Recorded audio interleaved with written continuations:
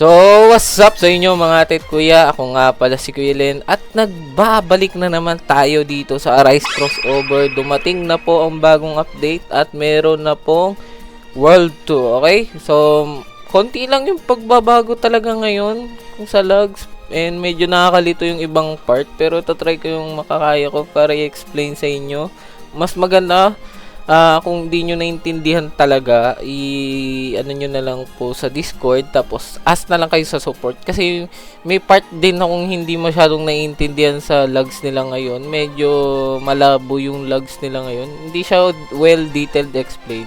So, papakita ko na lang din sa inyo mamaya. Pero, umpisa muna natin sa pag-wash out, no? Wash out ko lang yung mga kasama ko kanina sa server na habang kakagising ko lang nung sakto pagka-update, no? Sila kagad yung mga nakasama ko pumunta doon sa bagong world. Tapos shoutout din natin tong si Kiel kasi may nakita siyang bug. May bug po yung may bug sa second world. Yung pag pinatay nyo si Gon, hindi siya counted as world boss, okay? So yun, nakapansin niyo yun. Tapos yung mga washout natin sunod ay ito. So washout muna tayo din. Proceed na tayo sa video.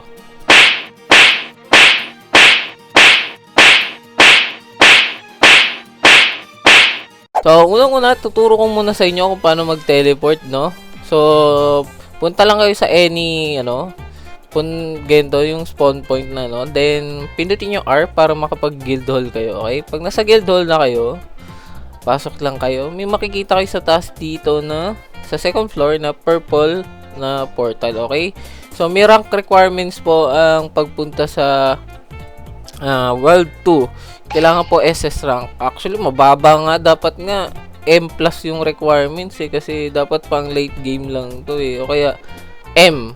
Para at least awaken lang yung mga nakakapunta. Kasi pag may N plus pa rin dito, parang mahirapan po sila dun sa bagong island. Kasi may bagong island po kung hindi nyo alam. Which is, papakita ko, okay? So, pagdating nyo dito, i-press nyo lang yung E. Tapos matiteleport na kayo. Tapos yan, pagdating nyo dito mga atit kuya sa World 2, mapapansin nyo, konti lang po ang island dito. So, bakit konti lang ang island? Dahil, ang nakalagay na island lang po dito is yung mga pang late game na island. Okay? So, makikita nyo, XC lang yung pinakaluma na island. Tapos, Kindama, Hunter, tsaka Dragon. Dragon din pala nandito. Dragon, then, tawag dito, yung bagong island, which is yung Nen. Hunter pala yung bagong island no mga atit kuya. So pupuntahan muna natin to. So nandito na tayo mga atit kuya sa bagong island. Okay no? Nakita niyo yung bagong island. Mukha siyang Dedo Island na may city lang sa gitna. So mukhang hindi siya Hunter na map. Ako na nagsasabi sa inyo. Para siyang hindi Hunter. Kasi kung Hunter dapat ginaya na lang nila yung sa Whale Island kung alam niyo yun. Yung yung pinaggalingan nila Gon o kaya something na basta hindi siya mukhang Hunter kaya yung salik medyo kakaiba pero ituturo ko sa inyo kung saan po yung pinakamaganda mag-spot ng grind ngayon. So dahil sa bagong island tumaas po ang mga gem drop no. So ang gem drop po ngayon ay nasa 1SX to 3SX no. Pag brute 3SX po yung binibigay sa akin kapag may game pass ka. Tapos, kapag sa maliliit, 1SX po yung binibigay. Kaya kita nyo, naka 2S pinakaagad ako. Sadit lang ako nag-grind yan, no? So, papakita ko sa inyo kung saan po yung pinakamagandang spot mag-grind ngayon. Hindi po dito sa gitna, okay? Pangit po sa gitna. Kung sa gitna kayo nag-grind, pangit po dyan. Pero kung kulang DMG nyo dito sa gitna, okay lang. Pero ang pinakamaganda po para sa may mga enough DMG ay dito, okay? Pakita ko sa inyo. Dito. Bakit dito, kuya? Kasi dalawang brute po ang maabot ninyo. Okay, papakita ko sa inyo. Magpapalit lang po ako ng relic. Pakita ko sa inyo. Palit lang ako relic, damage relic. Tapos yan, kita nyo, may mga maliliit dito. 3 ang mapapatay nyo. Brute doon sa kabila. Tapos dito, brute din. Okay, abot po yan. Kita nyo? Abot. So, meron kayong 2 brute, 3 maliliit. Ayan abot, diba? Kita nyo ba? So, yan. So, mas madali pong mag-grind kung dito kayo nakapwesto. Okay, papakita ko naman sa inyo yung stats na kailangan nyo. So, ito po yung stats ko. Kailangan yung reach nyo, kung dati 70, ngayon 100 na po ang reach, okay? Binawasan ko yung weapon mastery ko para umabot yung reach ko ng 100, para maabot ko yung dalawang brute, okay? Mas mabilis po mag-grind kapag ganun. So, gagawa na lang ako ng detailed na grind method if may time. Kasi baka unahin kong ituro yung sa weapon tsaka sa runes. Weapon tsaka tama sa runes. So, while nagka-grind tayo, papakita ko sa inyo mga titkuya yung mga bagong pwede nyo makuha dito sa bagong island, okay? Mamaya na natin pag-usapan yung iba pang devlog. Mag-focus muna tayo sa island kasi nandito na rin naman tayo. So, yung bagong weapon ay tinatawag na Dust Reaper. Kita nyo? So, ito yung rank C, 1.61 SX. Tapos yung rank B is 3SX. No? Wala pa akong rank A. Madali lang naman i-grind kung may enough damage kayo. So, kung naku-curious kayo kung gaano kalakas, ganyan po nang wala pang enchant, okay? Wala pa pong enchant yan. Tapos itong bagong legendary ay tinatawag na Gilded River. So, ito po yung damage niya sa rank C. Ano po yan ha? Rank D po yan. Rank D to C nagda-drop kapag nag-dungeon kayo. Hindi siya C rank kapag guaranteed. Yung guaranteed C rank lang lagi is yung mythical, okay? Tapos pag ano naman, legendary, nagda-drop siya ng rank D. Crenap ko lang sila kaya rank C lang meron ako. So, yung rank C is may 120 SX, 1.20. Kapag A rank is merong 4.35S. So, mataas siya compare dito kasi nga A rank na yun. So, okay, at least nakita niyo yung nagkaroon kayo ng idea kung gaano kalakas yung legendary ng walang enchant. Alam ko yung SS rank nito ni Dust Reaper, alam ko konti lang yung nilamang niya dito sa lumang mythic. Siguro mga nasa 12 SX ata. Pagkakabasa ko dun sa guild chat, sa Discord, 12 SX daw yung lamang. So, hindi ko pa mako-confirm. Pag nagawa ko na, madali lang to, magagawa ko agad na SS rank yan. Tapos tuturo ko ulit sa inyo kung paano i-grind, okay? So, isa pang pwede nyo makuha sa dungeon is yung bagong Nen rune, okay? Ito yung kailangan nyo para makapag-grind kayo ng weapon, okay? Wala pong walang tawag dito. Walang key po para sa sa Nen City. Ang meron po sa Nen City bukod sa mga bagong shadow, sila Pito, sila Hisoka, sila Meruem, tapos si Killua is bagong world boss na si Gon. Okay, si Gon po is mataas yung HP, okay? Kaya hindi kayo mahihirapan kapag nag-spawn siya na namomblema kayo, baka maagawan kagad kayo. Nasa OC po yung HP niya, nasa 10 OC yung HP niya, okay? So, hindi kayo mamomblema doon, makaka-hit kayo, okay? Hindi nila kaya one-hitin yan. Tapos, dagdag ko lang yung kanina nga sinabi ko, may bug po sa na shinare ni Kiel, may bug po sa world boss na si Don, okay? Minsan hindi nagre-record or dito sa quest nyo, hindi nyo na dadagdagan yung progress nyo. So, hindi ko alam kung ano lang yun, parang tsambahan na bug, pero kung ma-try nyo man, mako-confirm nyo naman. Ako kasi, mga titkuya, hindi ko pa kiniklaim. Kasi max level po ako, okay? Sayang po yung EXP, sayang yung dust, sayang yung everything. So, hindi ko muna kiniklaim. Kung kunyari max level kayo katulad ko, huwag nyo muna kayo mag-claim ng quest. Hindi ko muna ginagawa ngayong quest ko kasi max level ako. Sayang po, antayin ko na lang yung another level expansion pag nangyari yun. So, maganda tong bagong dungeon mga atit kuya. Kung napapansin nyo, medyo masikip siya. Para siyang kasing sikip nung sa solo leveling. And meron lang din siyang 5 rooms, okay? Nasa 4 to 5 rooms lang din siya. Parang siyang sa Dragon. Dragon yung rooms niya. Tapos, parang solo leveling lang yung pinaka-out yung design ng room niya. So, madali lang siya i-clear. Tapos, madali lang. Madali nyo lang itong mag-grind.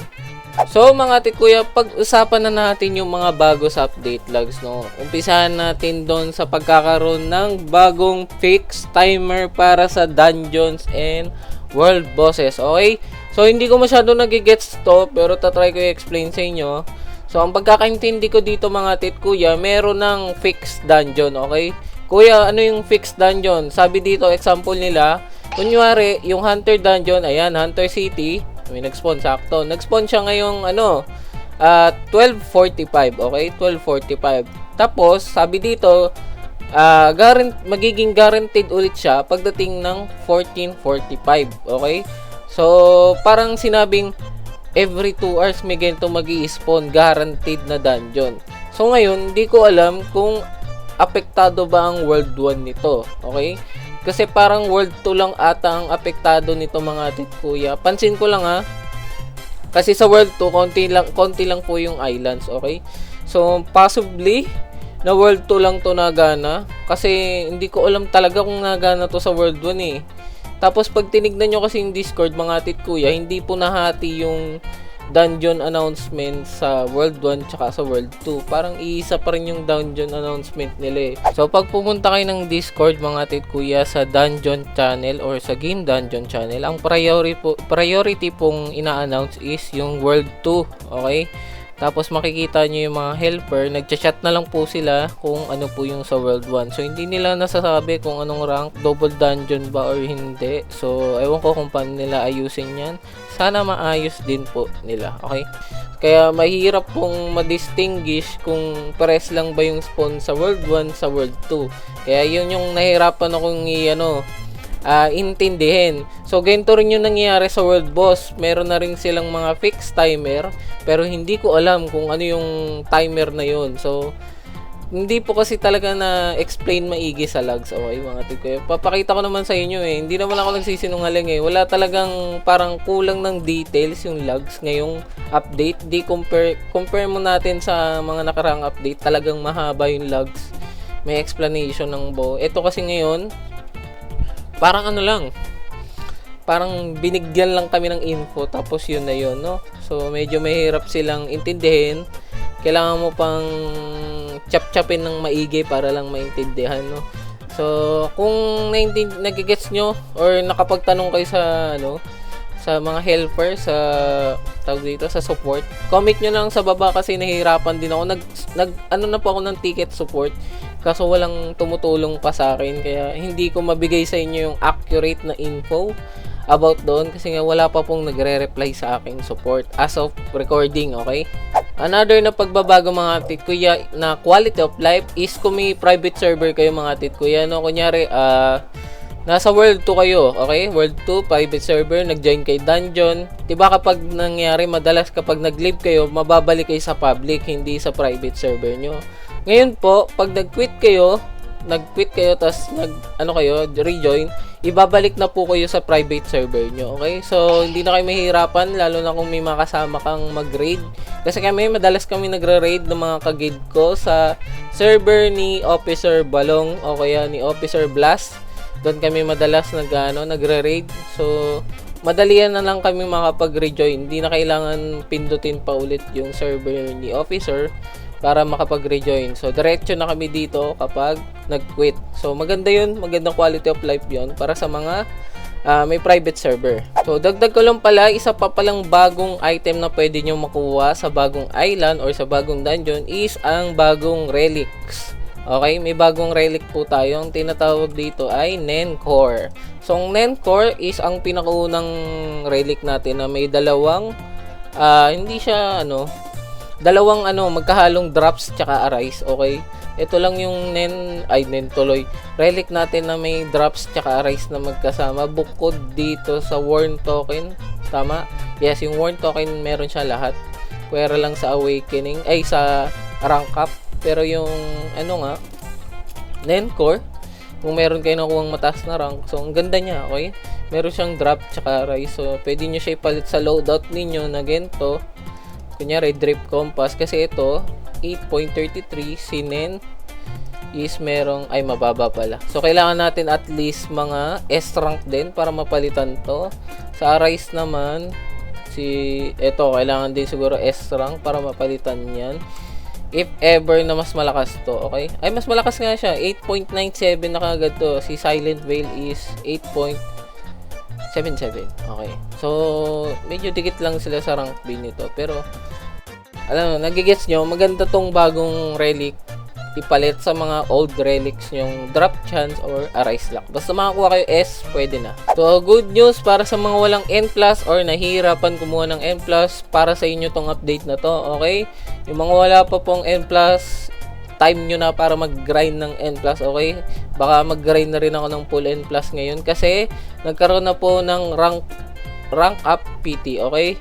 Kuya, paano ba tong rank up PT? Okay, explain ko sa inyo nang nagigets ko lang. Kasi nagtanong din ako sa support, wala pang nire-reply as of now. So, yung rank up PT para siyang katulad nung, alam niyo sa ibang simulator, yung summon PT. Kapag, kunyari, naka-reach ka ng 100, guaranteed ka ng mythical na unit. So, ganito lang din to. Kunyari, nag-rank up, may nakuha kang rank up PT, tapos yung character na yun is pwedeng umangat ng N rank. Kapag meron kang rank up PT, makukuha mo siya guaranteed ng N rank, okay? Tapos may kasunod pa yon na double rank up PT, which is pwede kang makakuha ng N+. So ngayon i-explain ko, kuya, paano makakuha ng rank up PT? So sabi kasi sa logs, kailangan nyo mag-arise 20 times, okay? Pero ngayon, kung mapapansin niyo, papakita ko hindi ako auto-arise, naka-auto-destroy ako, okay? Titignan natin. Magpapalit lang ako ng relic. Papakita ko sa inyo kasi parang ewan ko kung bug to or something. Basta naka-auto-destroy ako. Okay, tignan nyo. Naka-auto-destroy ako papakita ko sa inyo. May lalabas kasing rank up PT kahit naka-auto-destroy ako. So, hindi ko alam if bug yun or something. Okay? Kasi parang hindi masyadong yung update ngayon. Hindi masyadong polish, okay? Sabi ko nga sa inyo, yung logs nila parang hindi kompleto, parang putol-putol. So, yan. I-skip ko lang. Papakita ko sa inyo kapag lumabas na.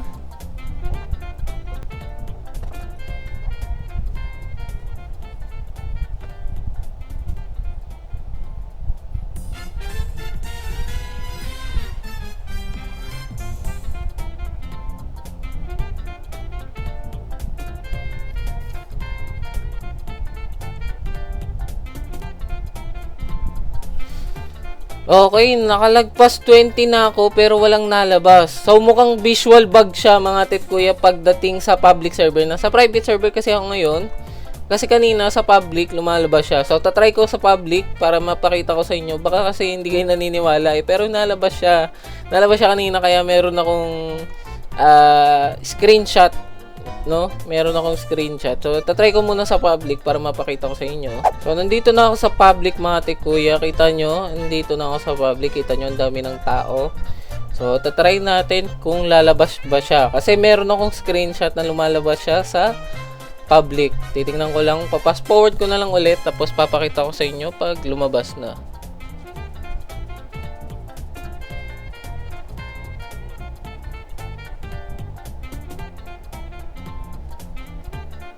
Ayan kita nyo?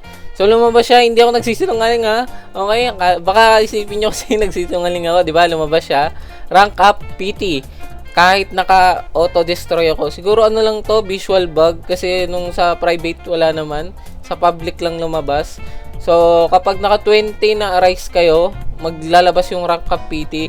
Yun yung hindi ko gets Bakit walang counter? Bakit po walang counter devs para malaman namin if rank up PT na kami? Ang hirap hulaan, di ba? Sige nga, kung kayo mga kuya, mahulaan nyo ba pag naka 20 kills na kayo or 20 arise na kayo? Di ba? Hindi. Wala kasing walang counter. Kunyari, 1 to 10 or 1 to 20, pang ilan ka na, nakaka 20 over 20 ka na ba? So, mga devs, kung napapanood nyo man to, or may mga helper na Filipino na nanonood ng video ko, please, pa-recommend naman, palagyan po ng counter. Mahihirapan po kami mga ibang players na hindi nagtatrack ng kills kung malalaman ba namin kung kung nasa PT counter na kami, okay? Tapos, yung sa kasi, kapag normal na rank up PT, 20 po yung kailangan mga kuya, okay? 20. Kapag yung sa double rank up PT, kailangan nyo ng 100, okay? Bakit po 100 kuya? Kasi kailangan nyo makarank up ng 5 times, okay? 5 times. So, 5 times 20 is 100. So, 100 na rank up ay 100 na times yung arise nyong gagawin. Tapos, kailangan 5 yung rank up na magawa nyo para magawa yung double rank up PT. Okay? So, ang problema nga dito, wala tayong counter rate para malaman kung ano na ba yung progress natin sa PT. So, isa pang problema mga tit kuya, hindi pa rin nasasagot yung tanong ko. Kung nagre-reset ba to kapag umalis ka ng server. Okay? So, paano po pag umalis ako ng server? Nagre-reset po ba to? Paano po pag nag-leave ako ng dungeon, magre-reset po ba to? Hindi ko rin po masasagot mga ate kuya kasi wala din po sa logs. Okay? Yun din yung pinoproblema ko. Kulang-kulang talaga yung logs ngayon. Ewan ko kung anong ginagawa ng devs. Siguro napagod na sila.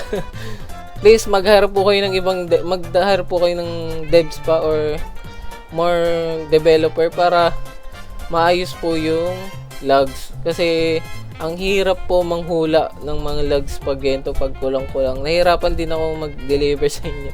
So, kung may tanong kayo, diretso na nyo lang mga tit kuya sa support, okay? Punta kayo ng Discord tapos support. Doon na lang kayo magtanong diretso kasi ako rin po nagtatanong ngayon sa Discord pero wala pa po akong reply na natatanggap kaya maganda siguro madaming magtanong para mapansin kagad ng mga helper.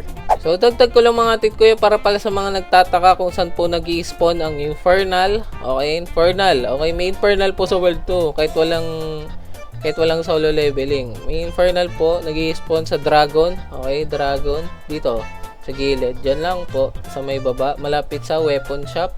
Makikita nyo ang Infernal. Okay? Dito po nag-i-spawn. Pero yung double dungeon na solo leveling, sa World 1 lang yun for sure. Kaya kailangan nyo pong pumunta doon if may mag-spawn. Okay? Infernal lang ang meron dito. Tapos yung mga raids pala. Nandito rin alam ko yung mga raids kompleto. Yung Infernal nandito. Yung double dungeon lang ng leveling ang wala kasi walang solo leveling dungeon. So, mga tit kuya, hanggang dito na lang po muna ako, no? So, nakita nyo naman, wala talaga masyadong, hindi pala malaki yung update ngayon. Pero, sabi kasi ng mga devs, magkakaroon tayo ng midweek update. So, abangan na lang natin yun. Baka nandun yung mga fixes na kailangan natin or yung iba pang kailangan natin para sa World 2. Kasi medyo hindi pa nga polish yung World 2. Kaya, pagpasensyahan na rin natin itong mga devs na to kasi every week may update. So, yun. Sana intindihan na lang natin sila kahit ganito po yung nangyari. Kahit papano, mayroon pa rin tayong update na nangyari.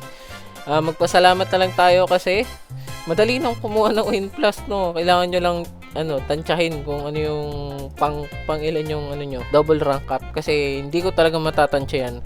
Bahala na kung makuha ko o hindi. So, ganun na lang gagawin ko. Tapos, grind na lang din kayo ng weapon, no? Yung bagong weapon, tuturo ko na lang siguro next episode paano mag-grind ng weapon. Kukuha muna ako SS rank, okay, bago ko ituro sa inyo para maniwala kayong nagagawa ko. Kasi pag di ko nagagawa, ibig sabihin, di nyo rin magagawa. So, magkukuha muna ako SS rank. Then, siguro yun na lang lahat ng, nasabi ko naman lahat ng nasa logs ngayon.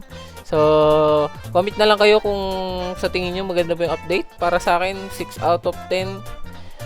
Madami pang kailangan ayusin, may mga bugs, may mga siguro daming kailangan i-adjust, parang yung part okay lang naman sa akin dumali yung N+, okay? Kasi madaming walang N+, pero parang yung rank PT is sobrang dali na, okay? Kailangan mo lang talaga tsempohan kung ano yung pang ilan na yung counter mo, okay?